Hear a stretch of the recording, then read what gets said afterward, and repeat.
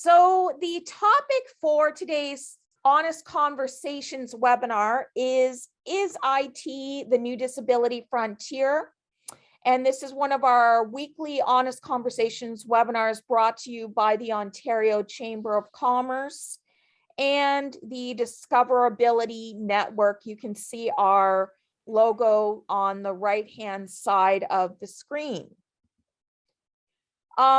Before we get started, I think it's very important to acknowledge the land that we're bringing this broadcast here to you from today, Turtle Island. And so we have a land acknowledgement. And with that,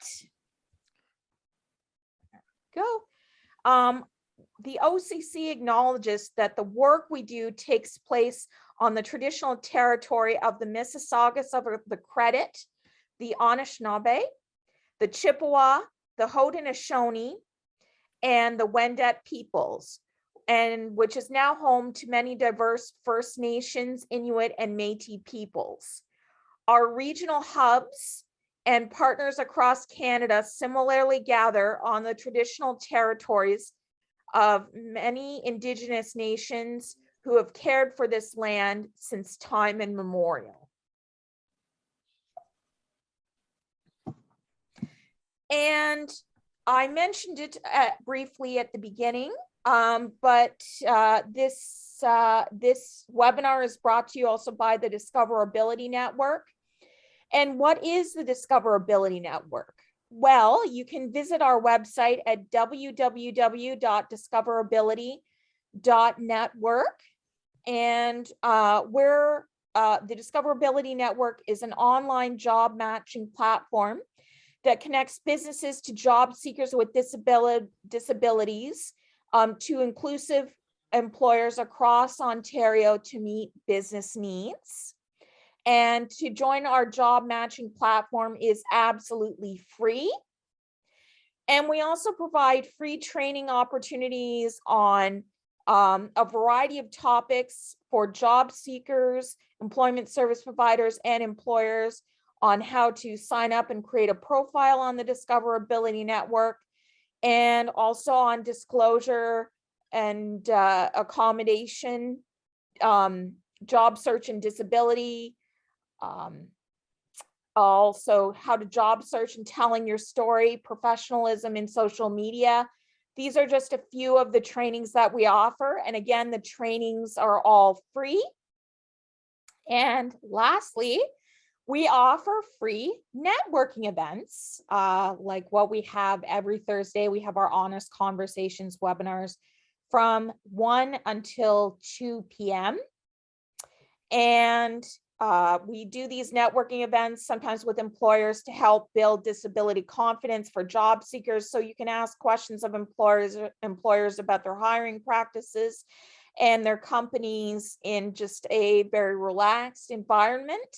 Our next Honest Conversations webinar that we're having is next Thursday, February 3rd. On advocating for yourself with a disability, and we're going to have a lovely panel of 4 speakers sharing their lived experience and just discussing the topic of advocating for yourself, which we hope that you'll join us for. And again, it is free. So the Discoverability Network, you can either sign up as a job seeker or as an employer, and you can choose the region where you live, whether it's Ontario or any of the other regions that are listed on the screen here. And then you can sign up and create a wonderful profile with us. We hope that you'll join because it's really great for, it's another tool in your job kit to use. So we hope you'll become a partner with us. And without further ado, I would like to introduce our guest speaker panelists. We're very privileged to have Nikki Gore, who is the Director of Marketing and Business Development from Auticon. And Nikki runs the business development and marketing for Auticon Canada, a technology services firm specializing in the employment of autistic persons. And over the last 25 years, Nikki has built and led sales and marketing organizations for technology companies of all shapes and sizes. She is the mother of a child with autism and dedicates her time to advocating for inclusive experiences for children and youth with autism and disabilities. So thank you, Nikki, for joining us today. And our second panelist is Andrew Subryan from NPOwer Canada. And Andrew is the manager of outreach and engagement with NPOwer Canada. And he has worked in education and training over the past 10 years. Prior to NPOwer Canada, Andrew supported colleges and universities across North America for student recruitment, both domestically and internationally. Andrew has a passion to help elevate individuals and change their lives through education. He believes that knowledge is the single best investment and wants to provide access to as many Canadians as possible. So thank you to both of you for joining us today. I'm going to stop sharing my screen, and I am going to ask the lovely Nikki to come and present her slide deck right now. So Nikki, I'm making you a co-host.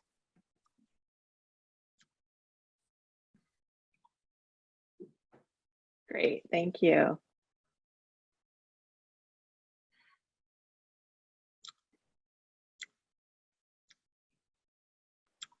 Thanks, everyone. I'm really happy to be here, and thank you to Elizabeth and Discoverability Network for letting me participate. So let me tell you a little bit about who we are at Auticon Canada. We are, as Elizabeth said, we're a technology services company. We're a global leader in the tech employment of individuals with autism globally. We have about 350 employees worldwide. Over 250 of those employees are on the autism spectrum, and we have 17 offices globally. We deliver outsourced technology services for temporary placements, project work, long-term staff augmentation across a variety of services, which I will capabilities, which I will share in a minute. So our business is really about enabling companies to take advantage and leverage what we think is a very untapped and large pool of resources for technology. And as a result, we are helping to create sustainable technology careers for individuals with autism. That's really our true mission.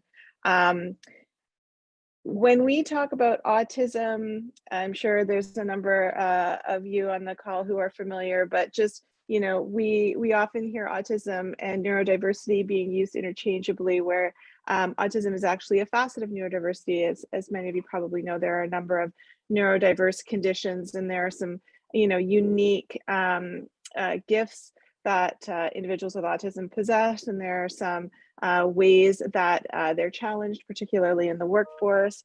But what we really embrace is the idea that the Stephen Shore quote is, if you've met one person with autism, you've truly only met one person with autism, and everybody has very unique capabilities and challenges. So at Auticon, really, we don't really view autism as a disorder or a processing error. We view it as a different operating system, which really matches well with our technology focus.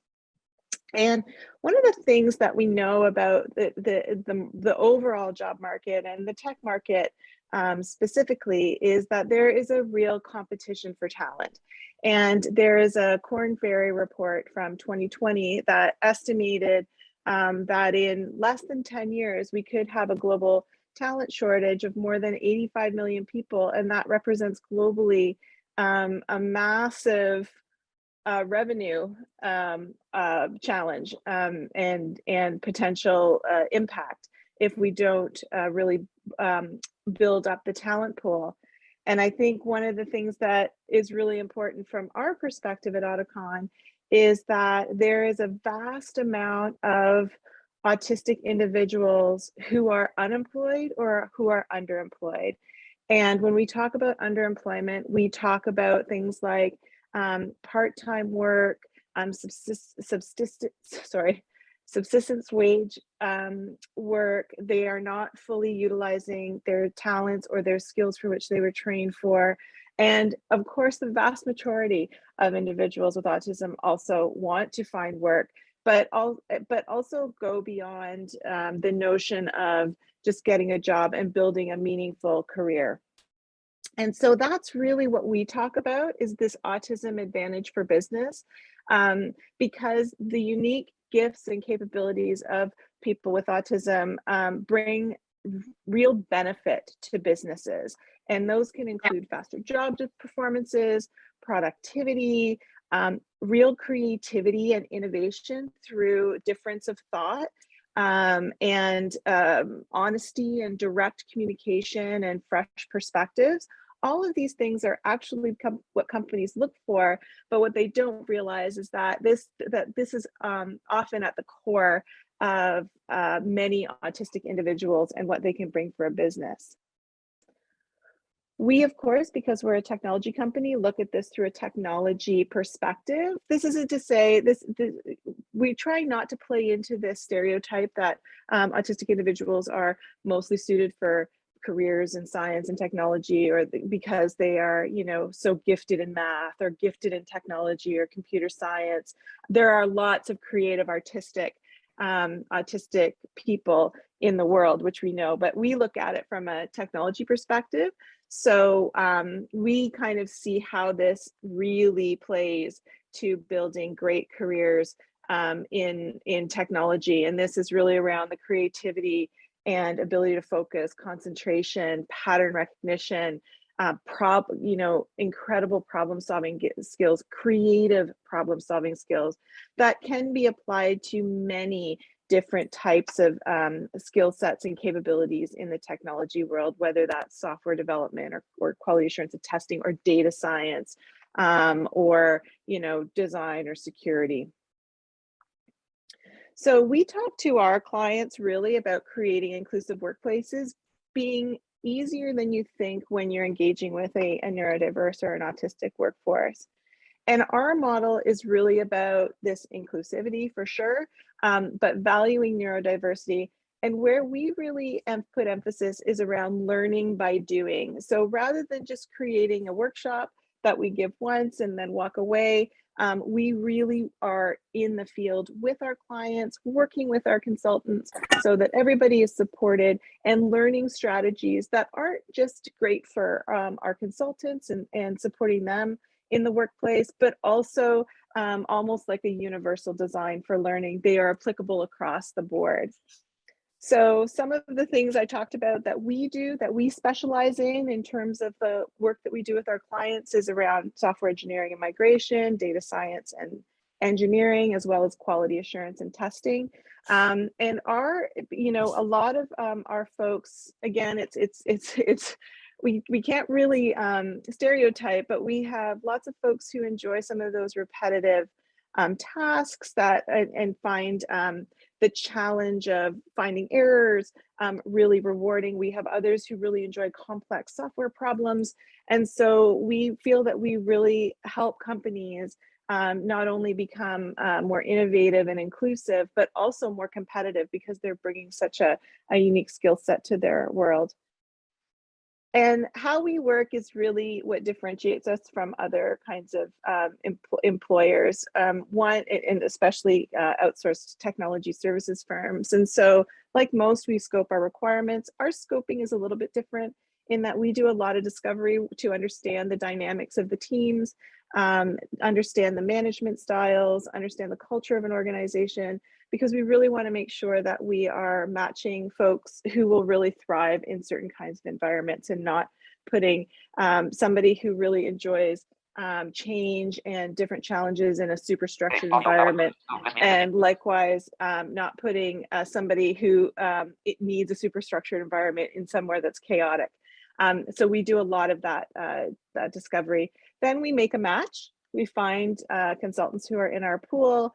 We arrange meet and greets so that our clients can meet and get to know our consultants. One of the things that we do prior to this, because the hiring process can be such a challenge for individuals with autism, because of the social tropes and the the performative nature of interviews, we often do a pre-meeting for the hiring team or the supervisory team or project team so that they can understand the best way. And this could be just even rephrasing questions to be more direct, to be more clear, maybe even refine their evaluation criteria of skill sets a little bit, just to take into account different learning styles, different communication styles, etc.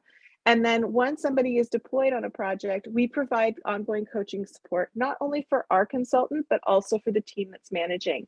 This usually comes out as communication strategies. We have a number of our autistic colleagues who are very direct communicators. So some of that is about just getting used to that style of communication. Again, as to away from that sort of nuance and using analogies and using sarcasm, and just getting straight to the point, and helping those teams communicate and be successful and help the project be successful with our consultant. We work with lots of different companies of lots of different sizes across Canada. There's a few of them here on this slide that you'll see. All of these companies have committed to engaging with autistic workers to some degree. Some of them have independent programs around disability and accessible employment as well, but work with us to fulfill a certain need around technology requirements. And so really this is what we're about. We're about helping companies drive innovation and business impact by engaging with a neurodiverse and autistic workforce. And again, thank you very much for having us here. And I look forward to the discussion after. Well, thank you so much, Nikki. I actually have a question for you that was brought up right at the kind of in the middle of your talk. Sure. And I'm just trying to see if I can pull it up here. I'm not sure if you can see the question in the chat. Someone says in the audience, in the past weekend over dinner with my partner's friends, a bunch of them said, so-and-so's child is definitely on the spectrum, or Mike's brother is without a doubt on the spectrum, as he brought a pet rock to the bar and introduced it to everyone. How do you respond to situations like this? I felt so angry inside, but this felt like there was no winning over this group, and they were so passionately stating their opinion. So not helpful for taking with the stigma. And I wouldn't be surprised if this happens in the workplace behind closed doors. So can you kind of maybe relate your personal experience, I guess, as a parent with an autistic child and dealing with placing autistic workers in the workplace, how you can kind of get around the stigma of hiring, persons on the neurodiversity spectrum, and just, that talk behind closed doors that, let's face it, it does happen, unfortunately. For sure. And we deal with this, and nobody wants to admit it. Nobody wants to admit that they have bias, ever, whether it's regardless of what kind of bias it is. Nobody wants to admit that, but it's a fact. We're human. We all have biases. The way that we approach this, though, is first of all, we kind of tackle it head on, particularly in the workplace. When we are working with clients, we try and create a space that's safe for them to ask questions that they think might be uncomfortable, because this is about awareness and education. So with somebody so blatantly expressing that kind of a bias, we often try and diffuse that in a workplace by saying, well, that's not really, that's kind of a stereotype around autism, and that's not really, not all autistic individuals are like that. And, some people just have special interests. So we try and make it a little bit, make a safe space so that we can help them understand and change their language without making them feel stupid or like they're a terrible person or that they're wrong. We really want to create a more comfortable environment for learning. It does not happen overnight for sure, but it is, you know, we also are battling media stereotypes. Most people's vision of autism is informed by media. So you get the Rain Mans, the Good Doctors of the world, right? And that, you know, that doesn't help at all.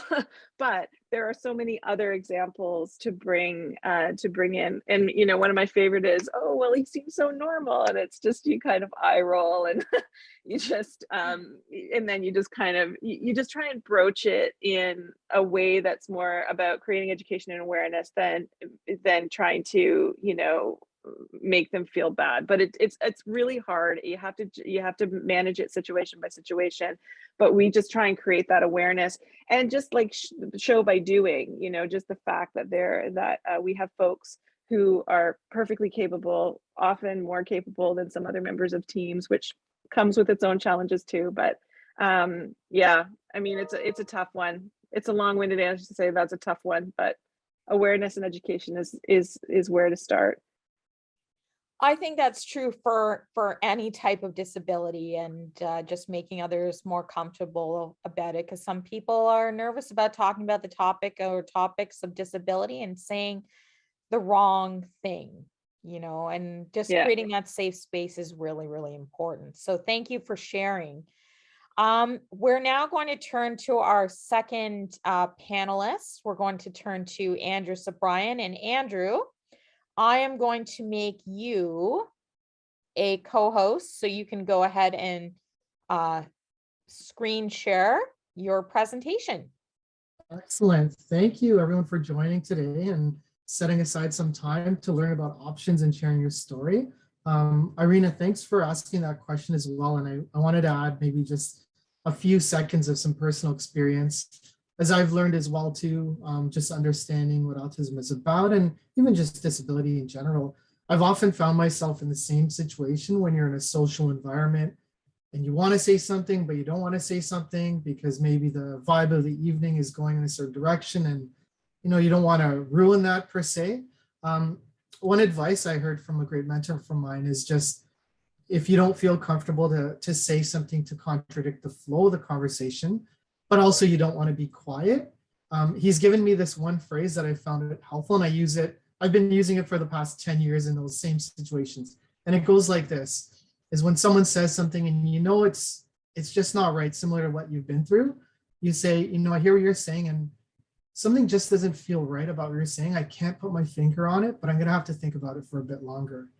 And I really found it helpful because it gives you a chance to put it out there that you have a different opinion from what's being said, but it also gives them the freedom to pause and think for a moment. You know what? Like, I wonder what Irina might be thinking about, or I wonder what might be in the background that I can also think about, right? And the best situations I've found is weeks, months, sometimes honestly a year later, someone from that same social group might come back to me and start asking me questions about what I've learned about that previous situation or the situation that was brought up in that environment like almost a year ago. So it was just a wonderful way to put it out there and address it, but not be confrontational, because man, we got so many things to worry about right now with the pandemic, and sometimes having fun is a rare commodity, right? So something you said just doesn't sound right, I can't put my finger on it, is sometimes enough just to get it out there and make you feel at least you've contributed to help move the conversation forward. So just wanted to share that with everyone. And yeah, definitely you don't want to look bad, right? And why should you look bad about that? It's one of those things that it's a tough thing. So anyways, I'll get right into it. Thank you everyone for joining once again. So my name is Andrew. I am the manager of outreach at NPOwer Canada, and we are a nonprofit serving the provinces of Ontario, BC, Alberta, and Nova Scotia, and soon we're growing beyond that. Our position in the community is very simple. We're here to help Canadians find employment. It's as very cut and dry as that. And how we do it is through our training programs. Over the past few years, we have seen an abnormal amount of job opportunities that are available in the technology and the digital space. And it's one of those areas that is really open to absolute everyone, age, race, ability, disability, what have you, it doesn't matter, but there's opportunities for everyone. And we have quite a shortage when it comes to this industry. And I know in the Q&A coming up, Elizabeth will be sharing some questions from you all that you might have in mind, and we'll cover some of those points. But if I could begin sharing, I'll cover some details, and I won't bore everyone, but I'll give you a little bit of perspective on what we do and how we do it. So as I mentioned, it's no cost training, and our goal is employment. We win when you get that first paycheck, and that's what we're most proud of. We have over an 80% employment rate from our graduates once they complete our program. It's no cost. It's virtual. You can do it from home, 9 a.m. to 1 p.m. from the comfort of your living room or bedroom. And we will provide you with everything to help you get you on your way, whether it's getting a loaner laptop. If you have unreliable internet, we'll help provide you with an internet stick to get online. So we really have a full service to help you. I'll speak a little bit about my position and how it applies to the group that we're speaking together today on. Is our mission, part of our mission is really to connect with groups that traditionally wouldn't find us. So everyone knows there's the common path of college and university, but sometimes financial challenges are in front of people. Sometimes academic challenges are there. Sometimes it's geography and just maybe even length of time it takes to start and complete a program, right? So my mission is actually to connect with as many groups similar to yours. We really aim to serve diversity in our classroom experience, male-female mix, persons with disabilities, Indigenous groups, LGBTQ community, and the list goes on as these equity-seeking groups in our country are looking for support, and that's what we're all about. Here's the wonderful sponsors as well as employers for who help us out. So these are just a small list of government organizations as well as corporate sponsors who have said to us, hey, we see that there's a job shortage in skilled in these programs. We know your program is great and you can help Canadians get on their way. And we want to definitely hire as well from the skills that you've taught. Here's a sampling of some of the roles that are available. And these are just broad categories, but what you're seeing are the rates of what our graduates are achieving, just like you in Ontario. Whether you're a technical support representative or a quality assurance analyst, salaries once graduation start anywhere from minimum wage to about 48,000 per year. And here's a great thing, everyone. The wonderful world of digital and technology space really has no bounds in terms of how much income you can make. We have graduates who have completed our program, and within a year, they've moved on to earn close to $100,000 just because they're motivated, they work hard, and they have come to us with little or no IT experience whatsoever. If you want to think about it this way, is the IT and digital and tech space, many people think, oh, you know what, I never studied computers when I was in school, or, I'm not good at technology and things like that. I'll let you know that more than half of our applicants maybe have the skill of using Facebook. They know how to get online and pay their bills maybe, and that's the extent of it. So whether you have some experience in IT, whether you haven't even touched a computer or know anything more than turning it on and off, we can help you because we teach you right from ground zero. And these are the great careers and companies you can see that have hired our graduates. Since 2014, we've had over 2,200 graduates. We have programs that are 15 weeks long, and we actually are set up in a way that you actually leave with industry recognized IT certificates. So not only will you leave with an NPOwer Canada credential, but you can graduate with a Google certificate, Microsoft credential, CompTIA or A+. So you get these credentials once you graduate after writing the exams that we cover as well too. There's no expense to write exams. We absorb all those costs, and you'll actually leave with something that employers are looking for. You see those job postings must have a bachelor degree or a master's degree. In the same way, they will ask for certain Google certifications or Microsoft certifications. So we definitely will prime and equip you so that you have that officially globally recognized credential, right? I see a question from the chat here. I have a client that already has IT education. Can you help with job matching IT? Hey, that's a great question. I'll give you 2 different profiles of our applicants. And obviously we have so many profiles, but this might help you get an idea. You know, on one end, we have those individuals who have just graduated high school, maybe their GED, maybe they've been working part-time or full-time in a hospitality or retail job and they don't have the grades or money for college or university. We're able to help them and move them along their way.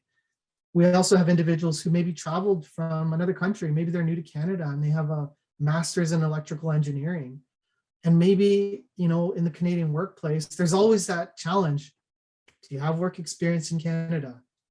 And that's often a barrier, right? So we'll help those individuals as well. So to answer your question, Roseanne, yeah, absolutely. If they have a basic IT or, you know, advanced IT education, if the skills we teach are new to them and they haven't learned these abilities and they're unemployed or they're struggling finding work, we definitely will help them. As far as your question about the job matching, so our program involves applicants applying, going through that 15-week training, getting that credential, and then we support them with the job matching. So that's the full service that we offer. We're not an employment agency, so to speak, but we're a training and employment matching organization. That would be a better way to look at it.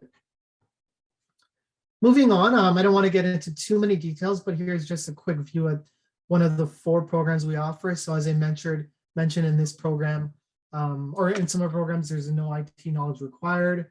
In this one, you leave with a Google Support Professional certification. In some of our other programs, you leave with a Microsoft credential, and you may require some previous IT experience, right? And here's another version of one that has some prior IT knowledge and the certificate you can earn after completion. Lastly, we've just recently launched our design program. So, you know, if you appreciate marketing or social media, business, design, and advertising, whether it's the artistic side of it or whether it's the business side of advertising and promotion, this is a great certificate to have under your belt as you're applying for those roles. So some 4 great programs, and no IT experience or some IT experience.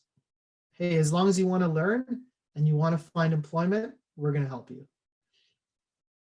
We offer some wraparound skills as well too. So we're going to help you with resume writing and, you know, those, how do you apply for a job? How do you do well in the interview? Things like that.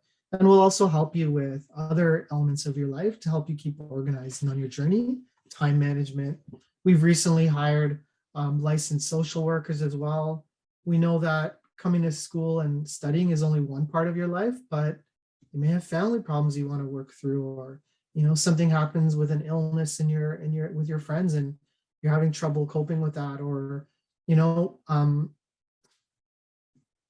any obstacles you have in your personal life that are outside of the learning, we're going to be here to support you and give you some advice to guide you through. All right. Kind of skip ahead here. Sort of one of our testimonials from our graduates, actually.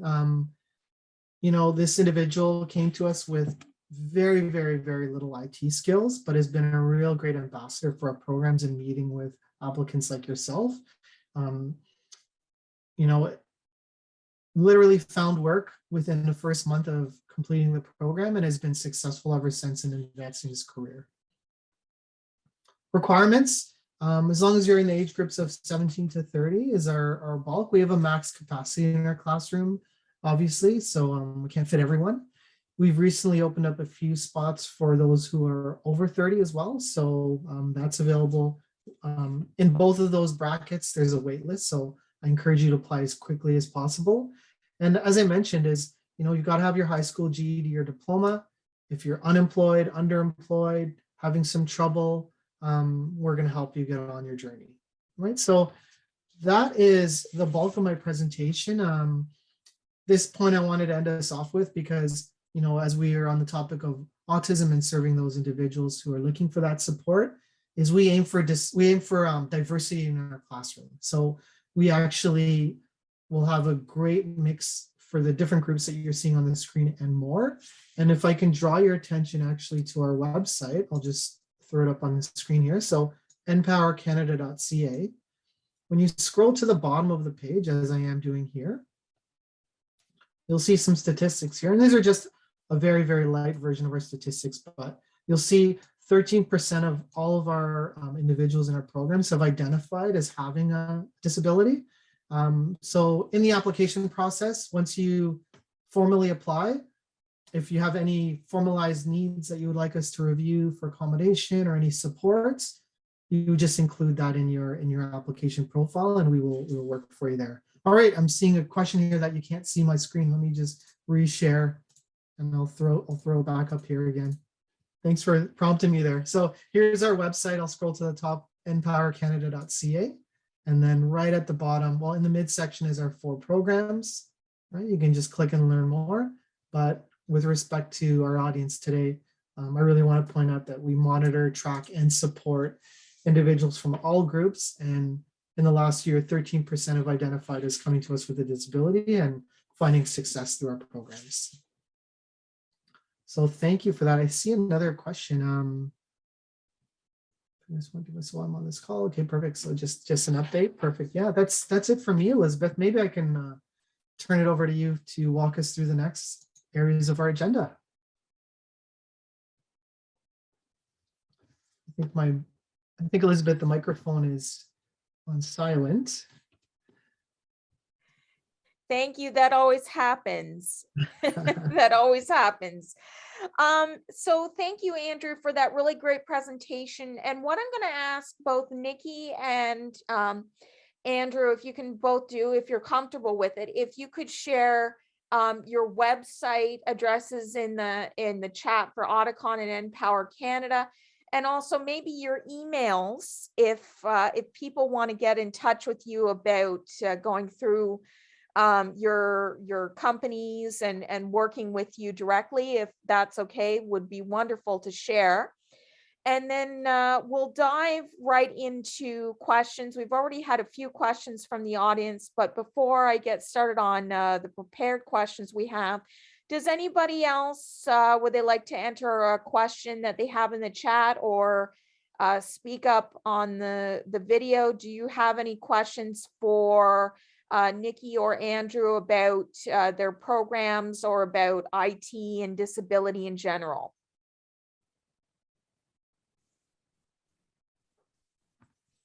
Okay, well, with that, we'll get started with the first question. So Andrew, this first question is for you. Do you believe that IT is really the new frontier for persons with disabilities? So maybe you can talk about, you've already talked about some of the stats, but maybe you could review them. Like what are emerging opportunities and relevance in most roles today?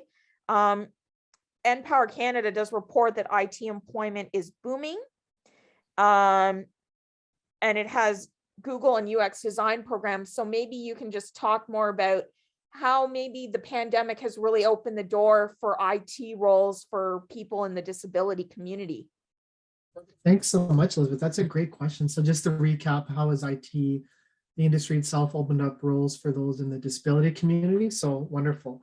I'll speak maybe even from 2 lenses, from a personal and professional. I'll start with personal and just my experience with my colleagues as well. I have friends and family working for corporations, public institutions like universities and colleges. And the one commonality that they have across my personal contacts, both in Canada and US, is all of their employers, when it comes to hiring right now, have even gone to the point where they have mandates in increasing diversity in the workplace. So not even necessarily just disability, but individuals that have disability from racialized communities, BIPOC, LGBTQ. So accessibility in general for all groups is an emerging and very, very alive conversation right now that's happening in the workplace.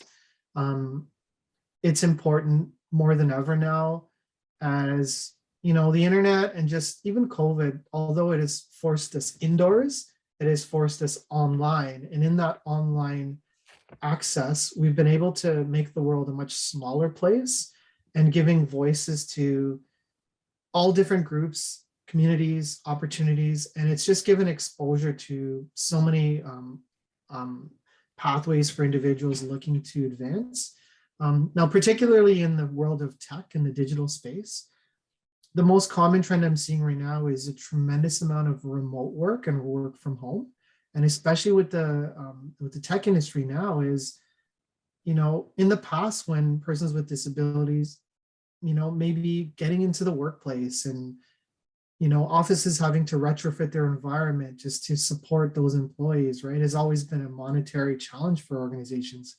Now that work from home has opened up significantly, all of ourselves, Elizabeth, I know you and Nikki as well are home, as am I, we're able to take on these jobs in the comfort of an environment that works for us. I know the desk and table and chair that I have that's going to support me so I can actually perform my role. I've done my research and I may have a laptop or a keyboard that works for me so that I can actually function, but do those options and do those facilities exist in workplaces if I had to go out and apply for a job? The answer might not be a confident yes. So the emerging tech and digital space, just by means of accessibility, job opportunity, even work from home, has provided such a tremendous opening for those individuals across all areas, and access has widened both with opportunity as well as mandates from employers across the board. That's really encouraging to hear, because certainly in the Ontario or in the Canadian labor market, we're looking at a shortage of over 1 million jobs. So wonderful to hear that new opportunities are opening up for people in general and members of the disability community. I know, Nikki, for you with new industries, job roles, Auticon has new research being released on employment for 2021. Can you talk a little bit about what that research is about? Yeah, sure. So in March, at the end of March, we're going to be releasing a report that we conducted with Deloitte Canada to explore autism employment specifically in Canada, the experience of autistic individuals in the workplace, and their experience with jobs. I mean, I think as with any of these reports, there's good news, bad news stories, right? The bad news is that autistic individuals face barriers in the workplace in terms of navigating the interview process, advocating for themselves in the workplace, engaging with management, and engaging even sometimes with their peers, navigating masking in order to be able to fit in, continues to be a challenge. The good news story, though, is that autistic individuals are increasingly finding their place in technology roles. Excuse me. So we're seeing more folks being employed. However, it's balanced with the fact that they're moving around quite a bit, which could go to which lends itself to the challenge of being able to navigate and be supported in the workplace. So we'll be releasing that report at the end of March, so I can't give away too much just yet, but that's sort of some of the high level stories. Elizabeth, if I can just add one more piece just from my work environment, actually, is my team, like myself, reaches out to different partners across the country just to share the news about the programs. As part of our daily and weekly meetings, we actually have goals, a question as simple as how many, disability serving groups have we connected with in this past week? How many individuals with disabilities have applied and started the program with us? So we have, targets and goals around making sure that we have seats in our classes dedicated towards individuals from the various groups. So that's really encouraging to hear. Thank you for sharing that, Andrew. And Nikki, is that report going to be up on the Auticon website in March? Yeah, we're just trying to finalizing the release date, but there'll be an announcement that goes out. So Excellent, excellent. Moving on to our next question. When we went in and selected the title for the session, we felt like we might be falling into a bit of a stereotype. For instance, there's a myth that people with autism, and you mentioned this, Nikki, already, people with autism always have a predilection for math or computer science. Alternatively, it may be best with people with disabilities it may be alternatively that people with disabilities will be less productive. I think that's a huge myth. Can I ask both of you to share your thoughts on some of the common stereotypes around disability and IT, what you think they are, and maybe how we can overcome them? Absolutely. Nikki, go ahead. yeah, so we do encounter this quite a bit, which is all around the awareness and education piece, is that that there could be a deficiency of some sort, and that something may present itself as a deficiency, and what it really is the need for a slight accommodation in the workplace, whether that is different hours or flex hours, or not feeling comfortable speaking spontaneously in a meeting, being called on without preparation, being required to, or having pressure for the expectation to be social all the time and engage with your peers outside of work can make a lot of our colleagues super uncomfortable. And that is that kind of lends to the stereotype that they don't fit in, they're not a culture fit, they're not capable of managing the workplace. And in some cases, we also have to manage expectations that we often find that supervisors will lessen workload, or will, for lack of a better word, dumb down tasks because they are setting such a low bar. And so we have to do a lot of education around, look, like a lot of our folks have post-secondary degrees, graduate degrees in all, like they are smart and they're capable, but they may have to work differently than your team to be as successful as the rest of your team. And so, and even for some of our folks who are self-taught, because we have a lot of those too, who are self-taught, have self-taught themselves the technology. Again, it's just because they're autistic doesn't mean they can't do as much, if not more, if not better work than the group. So we have a lot of those kinds of very frank and honest discussions, and some managers get there and some don't, and we know that those are not great places for some of our folks. So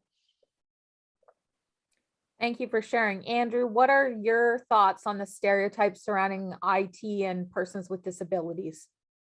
If I can be very honest, Elizabeth, my thought is an area where the stereotype does not exist and lands solely in those with disabilities or autism individuals, but just in general, people thinking that they can't do it. They see IT and this digital and tech stuff as something that is far too complicated. We can't do it. I've never done it before. I have no experience.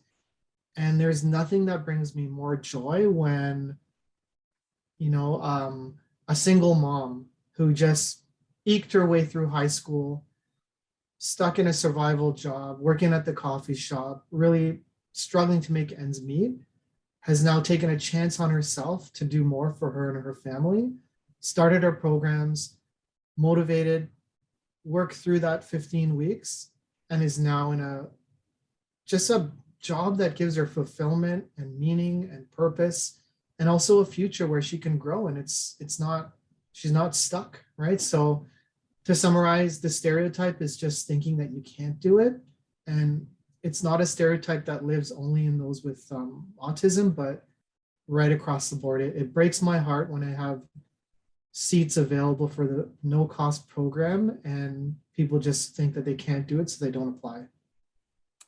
I think that's true. I think it's good for everyone. don't listen to the word can't, because there will always be people in this world that will tell you you can't do something. If you think you can go for it and you can try your best, you should try, because you just never know where the path is going to take you. So thank you very much for sharing that, Andrew. I'm going to move on to our next question, which is IT. It can't solve employment problems for persons with disabilities. Do you think, is IT the unicorn that you can't catch? That's a tough question. Who would like to take on that question? How our audience might feel about that question. Like, I'm wondering if anyone has any worries and think that they can't do IT. Does anyone want to put into the chat, are any people IT savvy?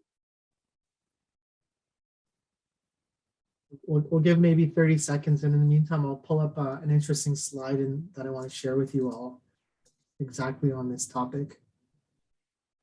So you need to have an interest in it and a need for the skill. That was Irina. If you want something bad enough, you can learn it. I think that's very, very true. I actually, I had to learn how to use Zoom. About 3 years ago, I was not proficient in Zoom at all. And then I had to, for another job, I had to learn how to use Zoom. And now I'd say I'm pretty tech savvy with Zoom. So I think if there's the need there and the drive to learn IT, you can learn it. And then you can reap the benefits of having this skill, you know, and go out there and have good, meaningful employment. So what do both you and Nikki think, Andrew? Do you think IT is the unicorn you can't catch? Sure, you think it's going to solve all the employment problems?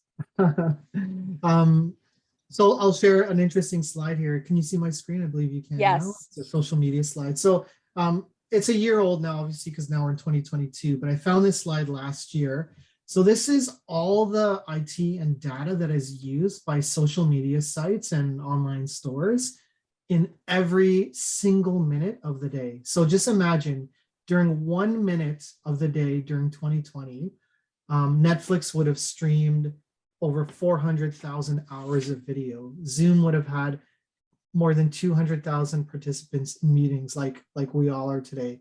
Facebook would have uploaded about 150,000 photos. So why this slide is important, I find it so interesting, is because I'm sure in this group, there's at least 1 or 2 companies that you all love, whether it's TikTok, Facebook, LinkedIn, you know, I see DoorDash there as well too. And, you know, similar to Uber Eats, which I spend a little bit too much money on.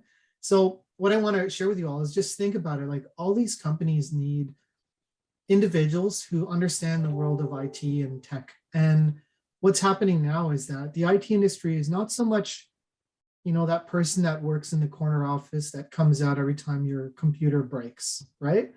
But IT is almost like a second language. So whether you love marketing, finance, business, agriculture, pharmaceuticals, whatever it might be, you can pair your knowledge of IT and this digital language into that love and be great at it. And just think of IT as just learning another language, you know, and speaking French, English, Japanese, Mandarin, you know, Hindi, what have you.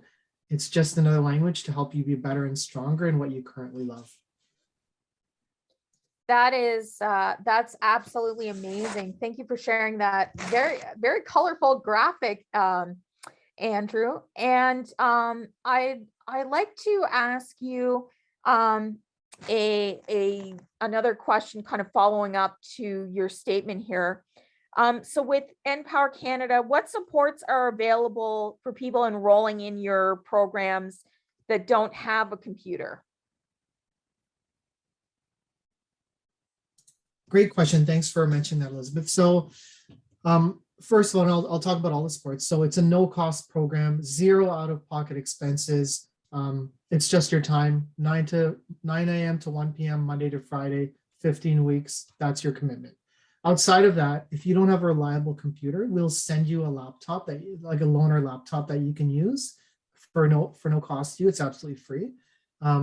We will give you an internet stick that's similar to cell phone reception. So as long as you have mobile like network in your area where you are, then the internet stick we provided just dials into that, just like using data on your phone, and you instantly have internet access. After when you're graduating, like I mentioned, most of the work opportunities are work from home right now, but if there comes a need and you need to travel to your workplace for the interview and you need a transit pass, we'll help you with that. If you need update your wardrobe, over COVID, I've gained a few pounds and some of my shirts don't fit so quite nicely. So, if you need a few dollars to, help you get that outfit so that you're going to present well during the interview, we'll help you with that as well too. So every support is here for you to make sure that you're on your way and you're set, get you right to that first paycheck and that level of success. That's amazing. Here, you make me want to enroll in your program. Come on, Elizabeth. We got a spot for you. Excellent. Thank you, Andrew.